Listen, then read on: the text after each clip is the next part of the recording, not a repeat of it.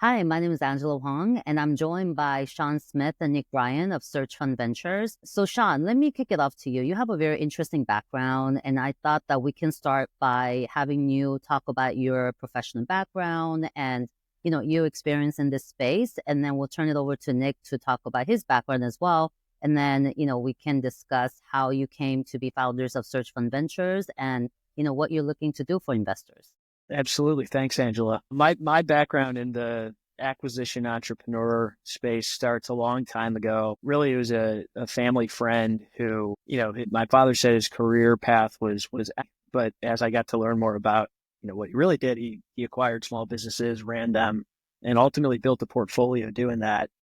And it just struck me as a really neat way to build a career and also go about entrepreneurship, right? So fast forward to college, I also had a friend whose father kind of went the same route. And again, just felt really intrigued by the career path.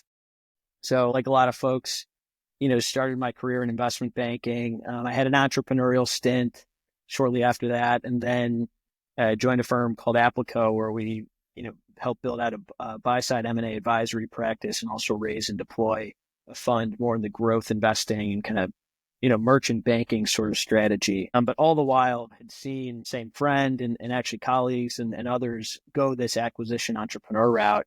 And so I started partnering with searchers and sponsors as really a deal team member. This was right, after I departed Applico, partnering with them as help source deals, to help look at deals and kind of, determine whether or not bring my investing skill sets to bear in this search space. And that became just my entry into this search world. All the searchers I worked with ultimately said, hey, do you know anyone who would invest in these deals? Right. So I kind of started solving the problem of finding good deals, but everyone really wanted support with the equity side. And I had ambitions to eventually raise a fund and be an investor in the space. So I said, this is a perfect way to start building an investor network, start getting some investment reps in. So I started bringing deals to investors here and there and met Nick through that process. Nick and I started working on a few deals, closed a handful of deals. And ultimately we said, look, there's a big opportunity here. We're really excited about backing acquisition entrepreneurs and kind of supporting small businesses. So we took the jump and went in on a fund. We held the first close in August 2024 and have been deploying since then. That's fantastic. And Nick, do you want to talk more about your background, your professional journey? And yeah, let's start there. Yeah, so unlike Sean, I don't come from a prestigious investment banker background, but I do have a unique kind of background that led me to this space. So it all started with being an engineer. I worked in robotics and AI, when I was just getting started.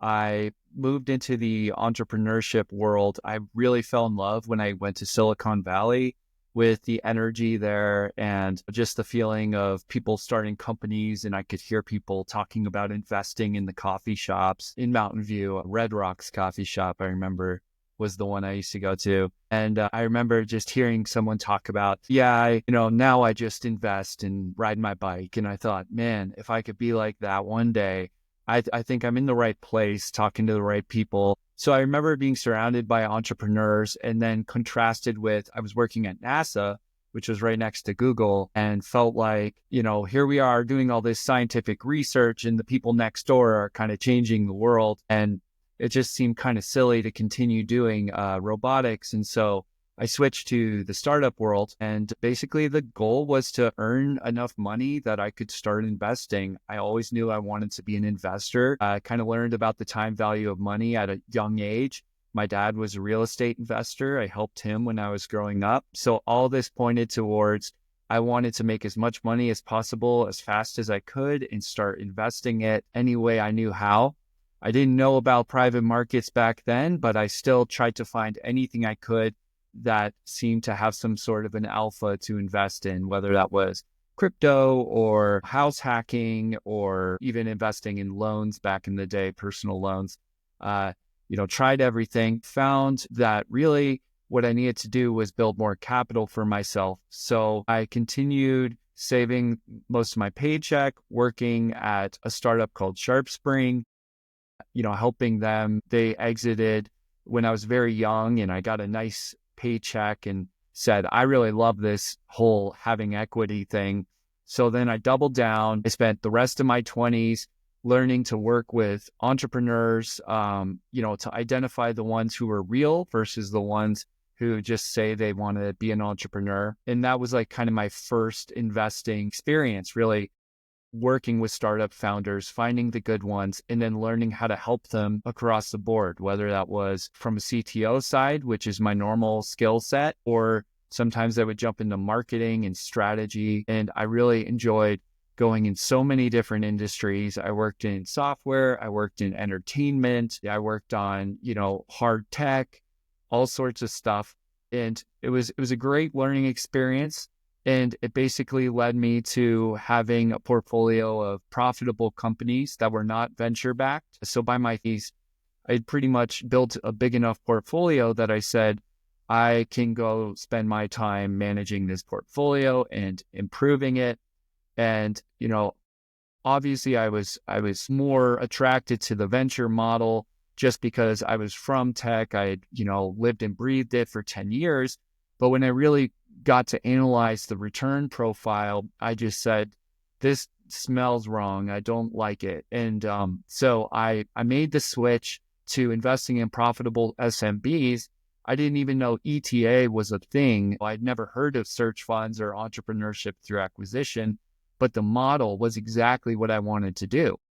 Invest in operators, buy profitable companies, and slowly grow them. So fast forward a couple of years, I had built a portfolio of these types of search fund deals as an individual. Sean had helped me analyze these deals, and I saw a massive opportunity in the space. When I read the Stanford study, I was astounded by the risk-reward profile, and I knew that there was something here that really could appeal to a wider audience.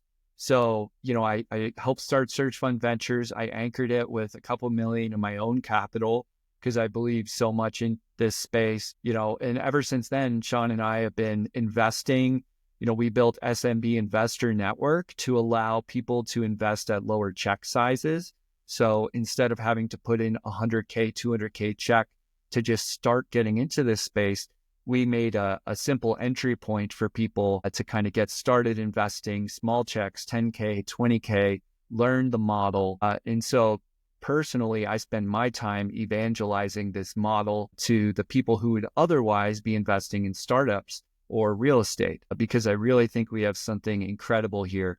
I like to say it's the convergence of real estate and venture capital and private equity, all brought into one little interesting niche.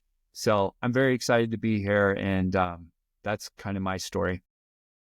And I think, Nick, that you covered a few unique differentiators that Search Fund Ventures truly has. Do you want to just talk more about some of the, educational elements that are involved and the services that you offer to the investors? And then I want to talk about this idea of being a passive investor versus active investor and some of the barriers that, potential investors may face, because there is a lot of talk about investing in SMBs, but what they don't talk about is a huge, capital commitment and all that. So let's first start out by just covering, your mission statement and Search Fund Ventures and what truly makes Search Fund Ventures unique.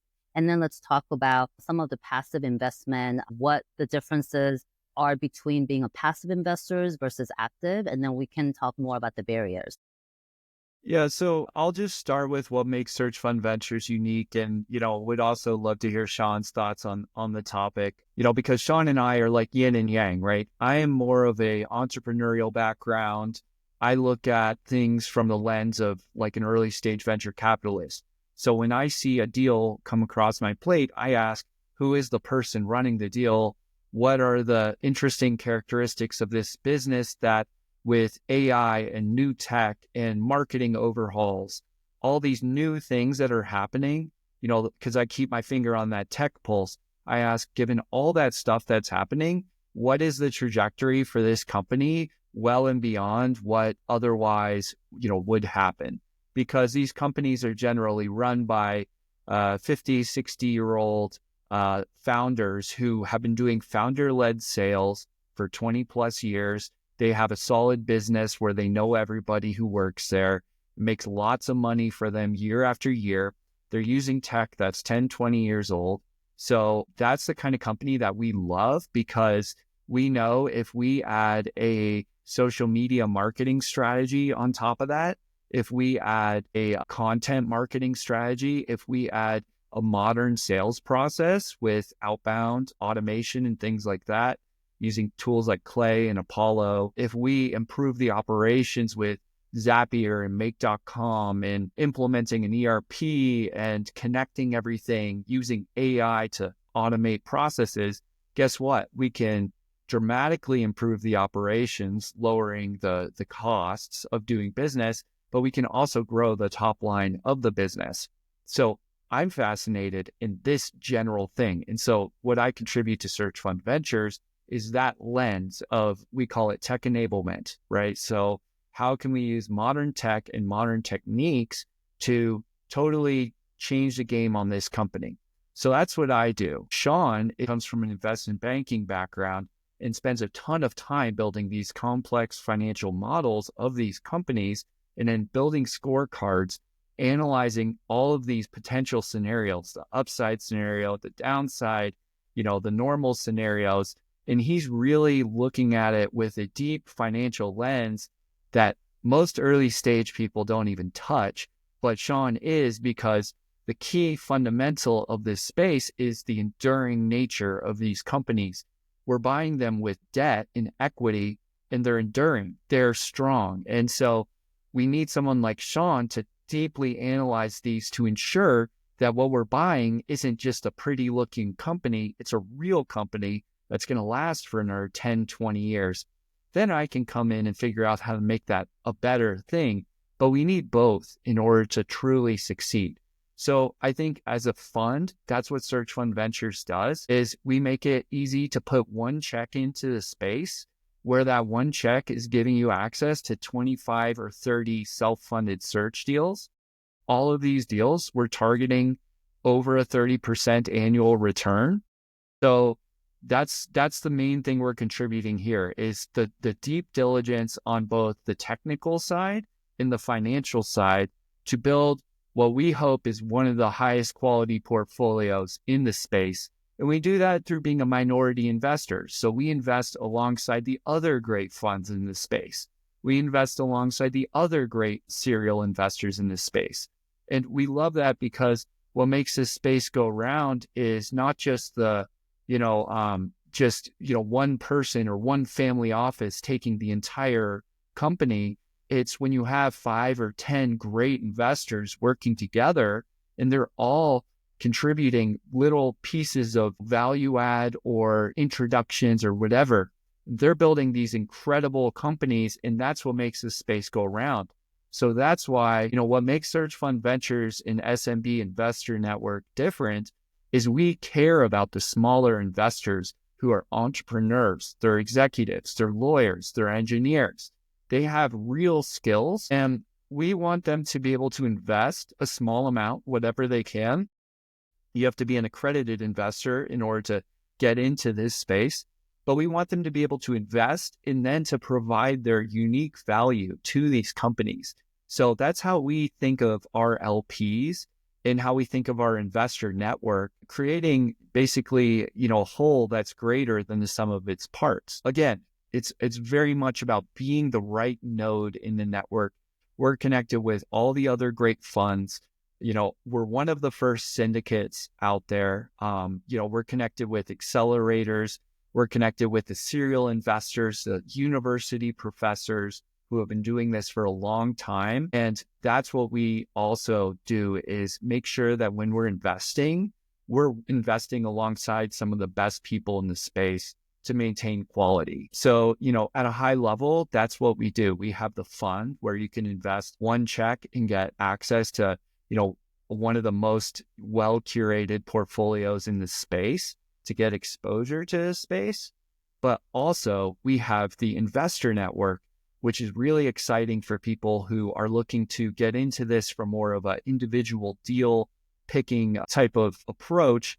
to give you all of the tools you need, all the information you need to do this in a world-class way, to support you, give you the best deal flow, and basically allow you to build your own portfolio and to provide your own value-add advisory services, consulting services, and to grow your career so that in the future, maybe you can become a fund manager or a syndicator or do your own ETA deal.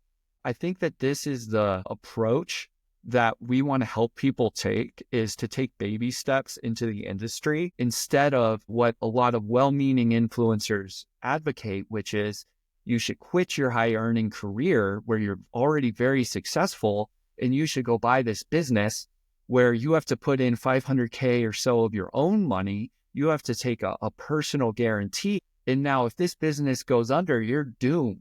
So that's a lot of what the excitement is in this space for SMB investors. It's the opportunity to buy your own business. But we think that, this resonates better with people. More of a baby step approach, learning as you go, build your portfolio, get exposure to the space. It's an incredible risk-adjusted return profile. But then, there's so many ways that we can help people expand beyond, just that introductory layer. And these are the future fund managers of the space and the future, serial investors of the space that we're working with. So I think that's why our approach is different from most people.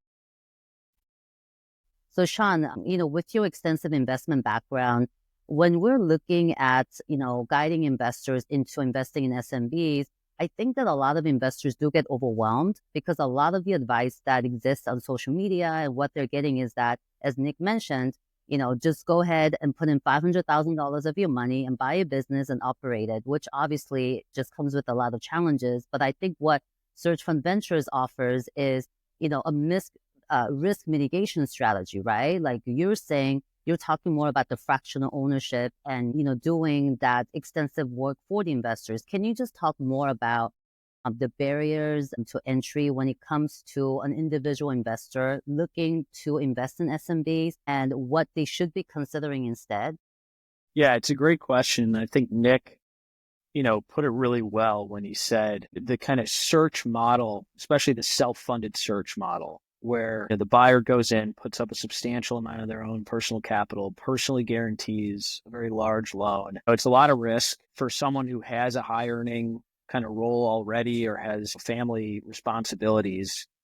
It's even more compounded. There's opportunity costs associated. So I think what we're doing with SMB Investor Network is effectively, as you put it, breaking a barrier of risk and of upfront capital requirements and of all these kind of life changes that people need to make to break into the space in the first place, right? We're enabling folks to invest in these deals, to dip their toe in the water and really determine how they want to participate in the space.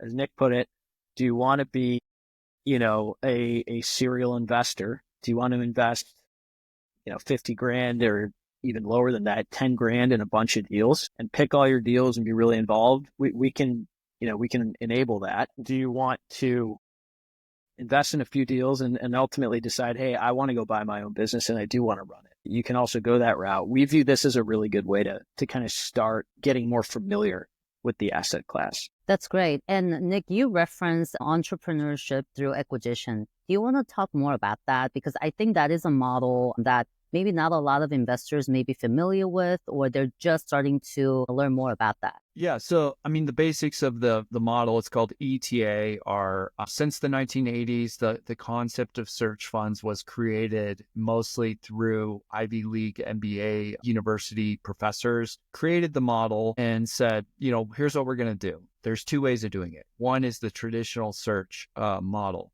So in this model, you raise a fund, you generally graduate from a prestigious program or you have a consulting background.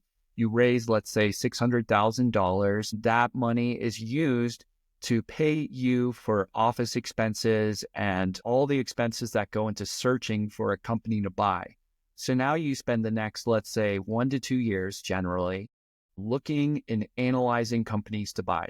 You talk to 100 business brokers and you build relationships with all of them. You find eventually a company that you can put in an offer.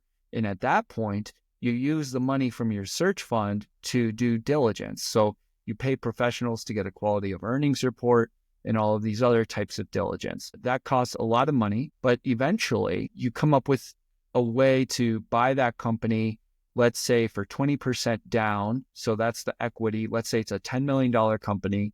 You find a way to get $2 million of equity and then $8 million in debt. So, the debt can come from all sorts of different, places, but basically it can also be seller financed, which is pretty common. And at that point, you now raise a second round, so to speak, where you're using that second tranche of money to actually do the acquisition. So that's a traditional search fund. And that's what the Stanford studies. There's the Stanford 2024 study, which I reference all the time. That's what they talk about, is that model. It's very old. It's been very successful for a long time for a lot of reasons. But we're starting to see that model kind of fade out in favor of the self-funded search model, which is basically where you don't raise the money up front. You do it all yourself. So you spend the 2 years looking for a company to buy. You put the money in to do the diligence, and then you raise the equity at the end. We really like that self-funded search model because we don't want to deal with what happens when I think it's 30% of people fail to acquire a company in those 2 years who have raised a fund. I think the statistic I saw the other day is 1 in 15 people who go out there to buy a company actually end up acquiring a company. So, a self-funded search model is just a lot more simple. We can see a deal, we can invest in it, and that's what we like doing. Now, what's happened with, again, a lot of the influencers is they've seen the success of the self-funded search model and the traditional search model. They built a lot of holding companies where, they'll just buy companies themselves and they'll build their own portfolio. A lot of people have had success doing this. And so now they're talking about it as if it's something anyone can do. You have sites like Flippa now where you can go buy a company for $50K. And so it's an enticing model. It's an enticing idea. But here's the thing. When you buy that company on Flippa for $50K, who's going to run it? If it makes $2,000 a month, is it really worth it for you to quit your job and run it? No, absolutely not. So, there's a lot of opportunities now that a lot of companies and startups and influencers who are touting, let's go buy a company. Let's talk about how to start buying companies for 2 million, 3 million, 500K, build your portfolio. It's a great idea. But I think due to the fact that it takes 2 years, most people fail, and it's just a very specialist skill set to do this. And then you have to run the company for 5 to 10 years generally in order to pay down the debt and then get to an exit point. So this is a specialist skill. And I would say it's very similar to starting a venture-backed startup in terms of the fact that not everyone is a fit. The people who are a fit, this is a life-changing career thing because in that 5 to 10 years, this is going to make or break your career. If you succeed, you're going to probably earn millions of dollars. You're going to make your investors very happy, and this can launch a career. But again, I think what we've seen is that in the ETA space, there's room for people to come in on the investor side and to actually get this good feeling of contributing to an entrepreneurial venture, but doing it from an advisory perspective or through a partnership perspective. So, and I can just tell you, a lot of people, they'll have some skill set they're really great at. For instance, I know some people over at Prox Capital, they are great at finance. They're great at back office. And so they'll invest in a company and then they have a specific finance back office offering for that acquisition. So they can do work. They can get deep into their portfolio. They can de-risk things just like you're running a holding company, but they don't have to have that operational, I call it a noose, right? It's really being the owner and operator of a company is extremely painful, difficult journey.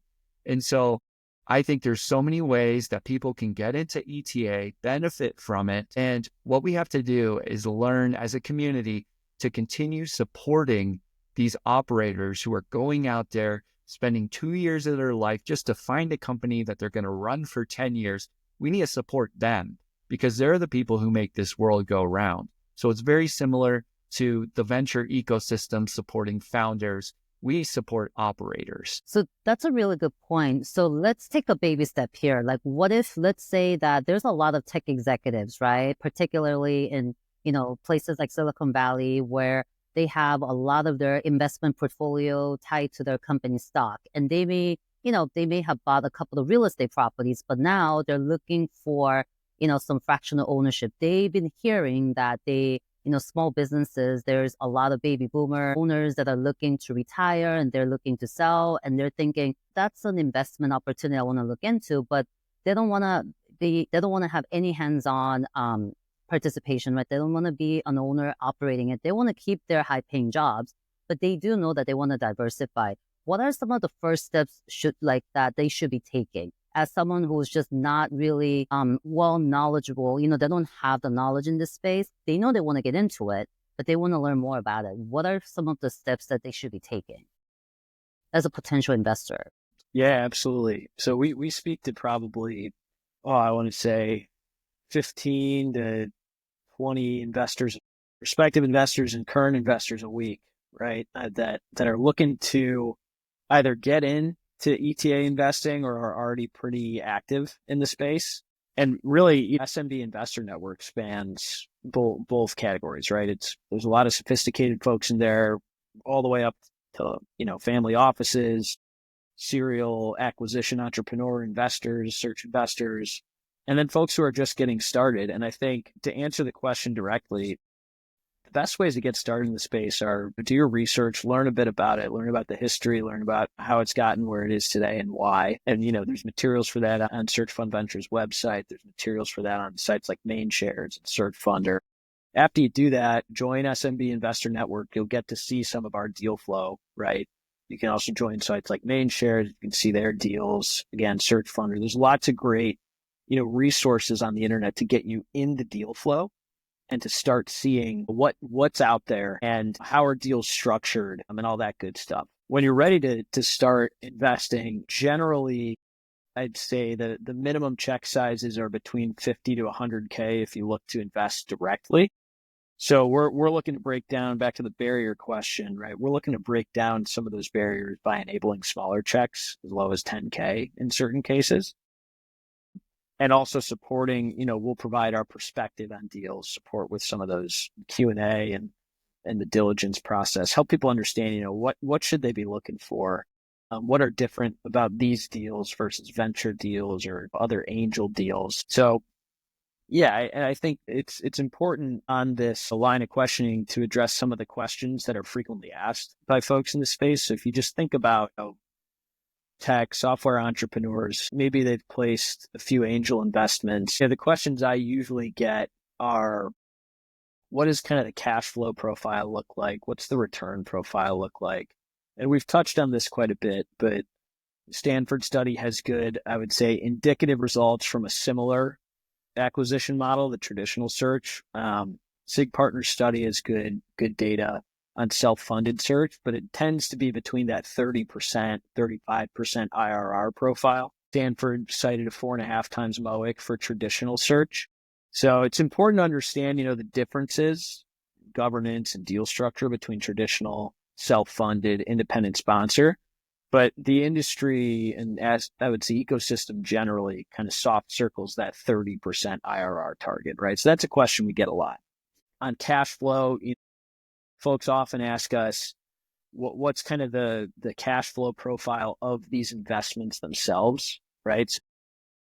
Are we going to be receiving a dividend each year or something similar? And the way that we break it down is sort of in two segments, right? There's cash flowing kind of dividend distribution strategies, and then there's capital compounding strategies. First is the goals there is generally to pay down debt as quickly as the searcher can, build sort of a fortress balance sheet, fortify the company a bit, and then maybe by year 2 or so, start paying an annual dividend that's ideally around the preferred return. or the preferred dividend that's baked into the investment. Generally, that's between 10, 15% or so, and whatever excess cash flow there is that can be returned to investors that isn't being reinvested into the business for growth or something similar, right? So that's kind of the dividend cash flow strategy. The compounding strategy usually comes in the form of something Nick had mentioned, kind of holding companies that look to, acquire a bunch of assets that are probably related, in some way, shape, or form. What we see more frequently is sort of a traditional roll-up approach where the sponsor, the searcher will buy, a platform or their first business, which usually is either a bit bigger or a bit more, sophisticated and forward thinking and operations than, other assets in the industry. And then they'll roll in a handful of smaller or less sophisticated assets into that platform to create a much larger organization, drive growth through what's called, an inorganic strategy or by acquiring smaller businesses. And then through that process, they'll look to exit that company to either a lower middle market PE firm, a strategic, or basically any buyer that has a higher threshold for their capital deployment, right? So they wouldn't look at these smaller deals. They'd look for deals that are doing 5 million in EBITDA. So when the sponsor bought this platform, it was doing 2 million. They've grown it through acquisition to 5. Now it's a candidate for a lower middle market PE firm. So that's kind of the compounding strategy, right? And the cash flow profile for investors on that strategy is generally, you invest your lump sum up front and you receive a large exit on the back end, very much like an angel investment in many ways. Those are kind of the two frameworks that we talk about, the cash flow profile for investors within this ETA sector. Well, and Sean, I just want to add something that he didn't mention, which is the third cash flow scenario, which again, I see all the time, which is when you're investing in these types of deals, they're small enough that you can do all sorts of interesting things. Usually there's an ability to have some sort of a consulting arrangement, some sort of a fractional executive arrangement. You might freelance a little bit. There might be a partnership opportunity for a company that you own or are affiliated with. So there are many ways that people investing in this space can build cash flow on the side while investing in ETA. So it's just kind of a hack that I've seen happen a lot in this space. You have to make sure, obviously, that you're always aligning your incentives. So if you're selling a service to a portfolio company, that at the end of the day, this is driving value to that company, or same with a partnership. But we see it a lot. And again, another example is doing that back office finance stuff, very valuable for portfolio companies. So it's just something to note. It's part of an investment strategy that has been around for a long time in this space.